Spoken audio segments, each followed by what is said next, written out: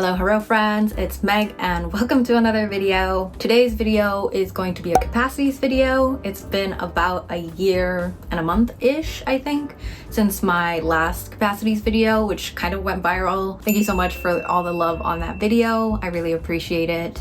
And the reason for the gap between my last post on capacities and this post on capacities is because even though I loved capacities throughout this entire period, my needs changed as I was going through different life changes and different life stages. And so even though I loved capacities, it didn't necessarily meet what I needed in the period of time I was going through. But now that I'm transitioning into another phase of life, I really feel that capacities is a good fit for what I need. And so I've decided to incorporate capacities back into my life, and wow, it's I had slightly forgotten why I love this app so much, and then I got back on it and I'm like, yeah, this is why I love this app. So many good features, really well built, beautiful UI, just it's great. And I thought about doing a capacities setup showcase where I walk you through my space and how I use it and all of that, but I'm just not at a place yet with my capacity setup that I feel comfortable sharing it, because a lot of things are still in the works, and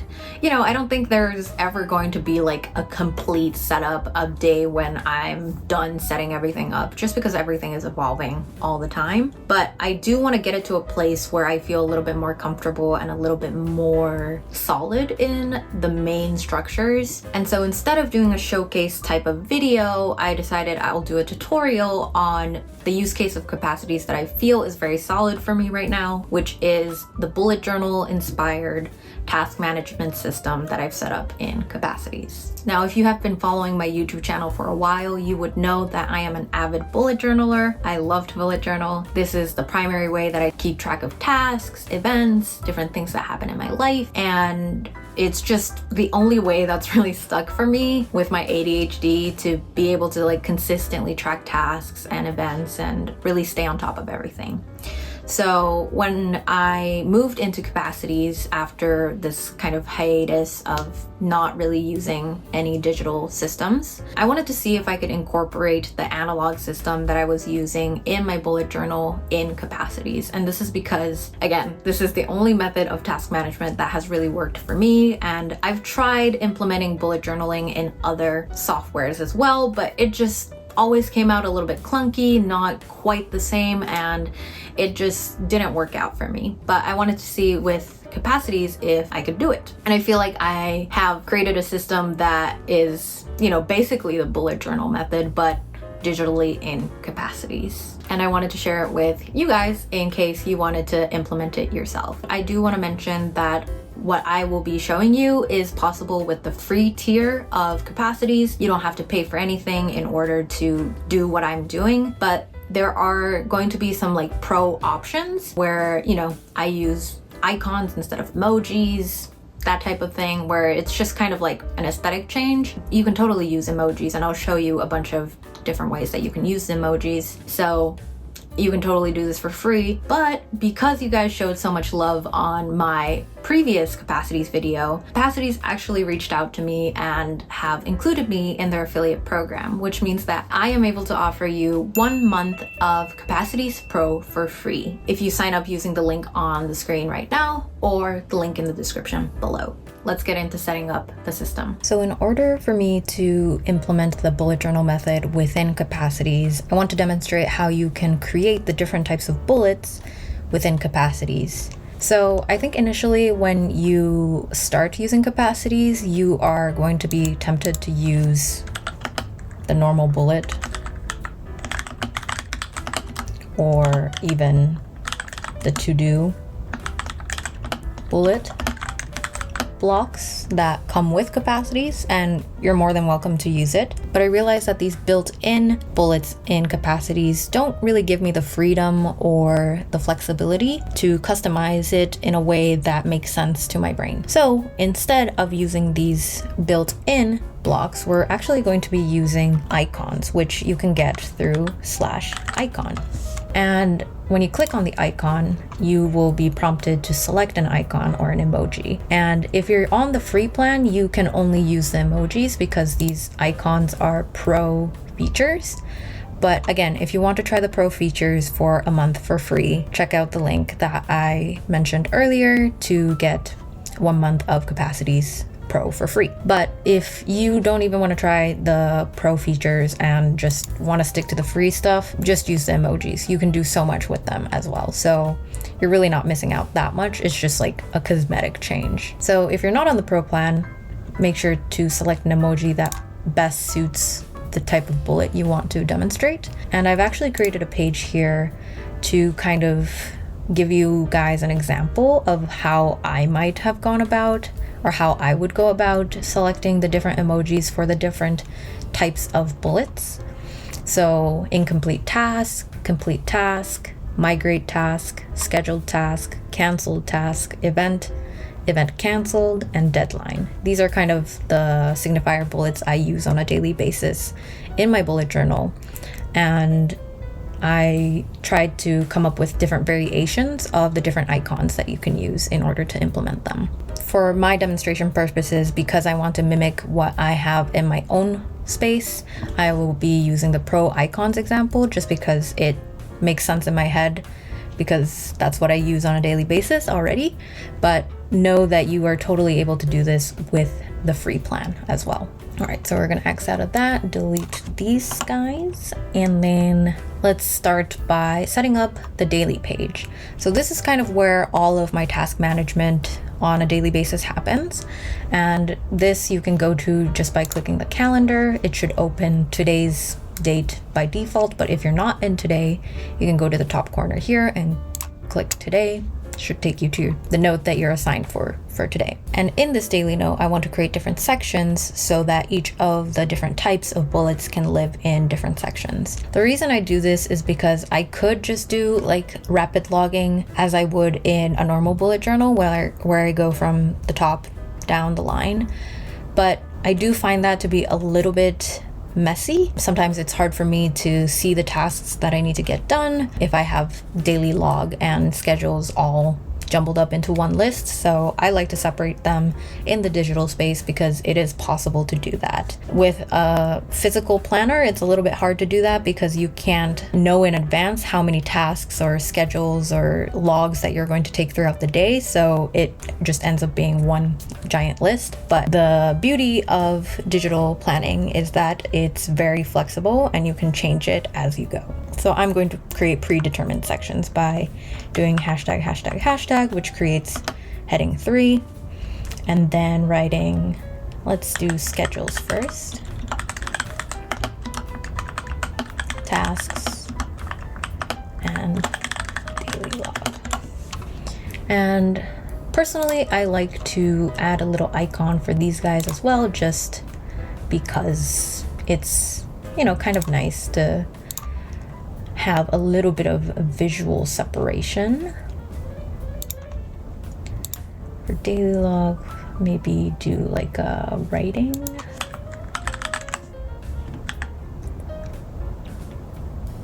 Maybe like this. Yeah, I like that. And personally, because the schedules and tasks don't end up taking too much space, I like to drag the tasks right next to the schedule so that we can create 2 columns. And under schedule, we can put in an icon, which for me, the circle signifies the event. So I will have that and maybe write test event.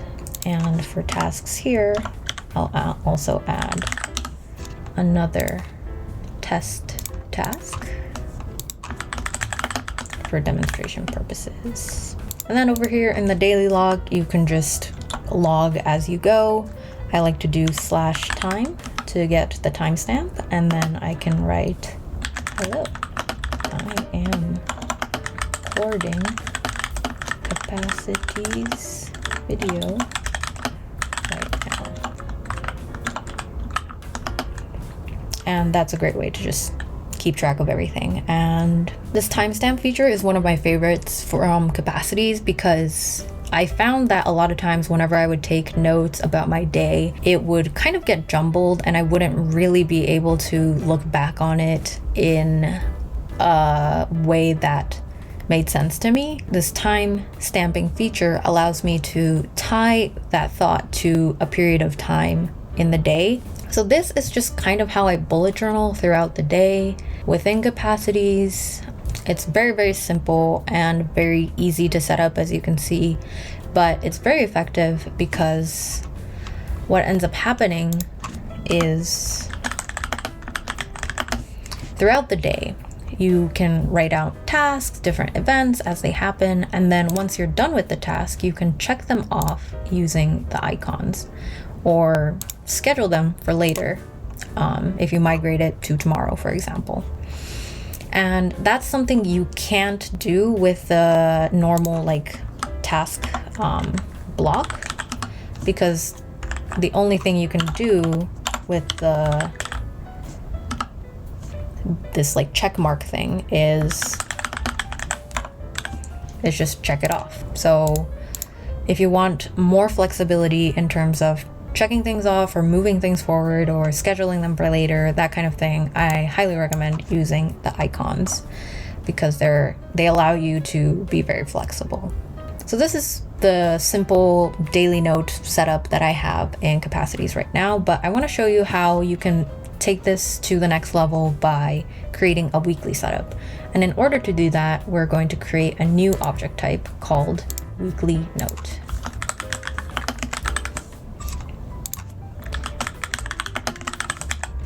And let's set this to the calendar. And voila, we have a weekly note. And right here, let's open this on full screen, and then we're going to call this 2024 week XX, because it could be any week. And here, what I like to do is mimic this kind of daily note setup-esque system, but in a weekly format. So what I'm going to do here is just go ahead and create the format that I want, and then I will walk you through what each of the things mean.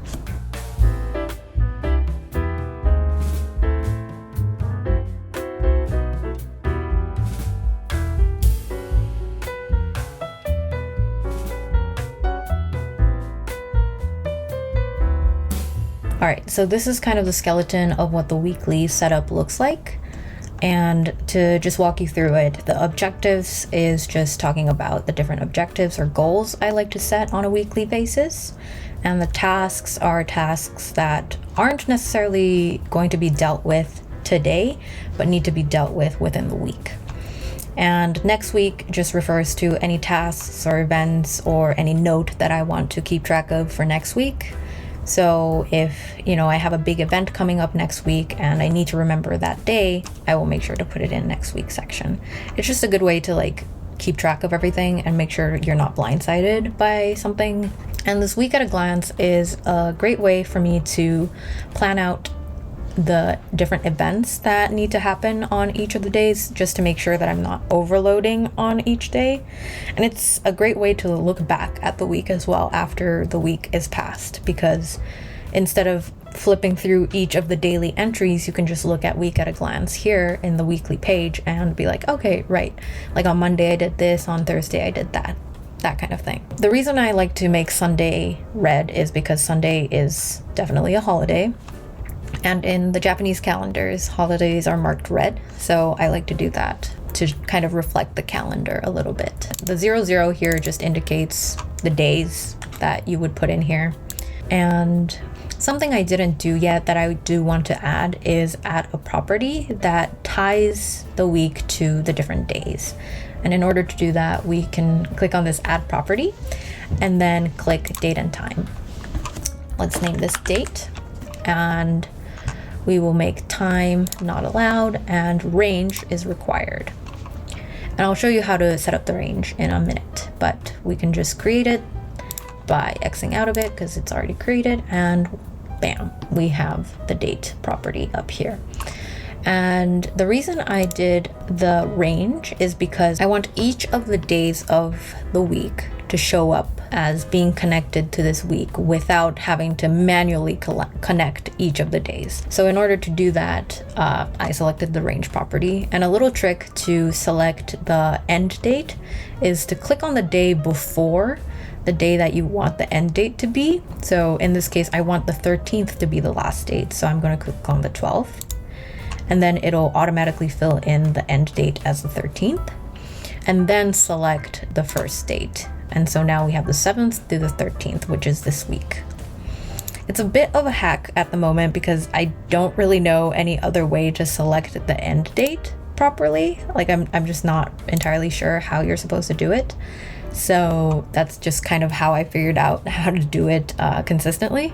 So it's a bit of a hack, a bit of a tip, but yeah, that's how I get the date range. And now that we have this date range selected, and I think this week is week 28, we can fill it in like so. And then once we go to today's note, we can see that the reference shows this week's the page that we just created, because the date falls within the range here.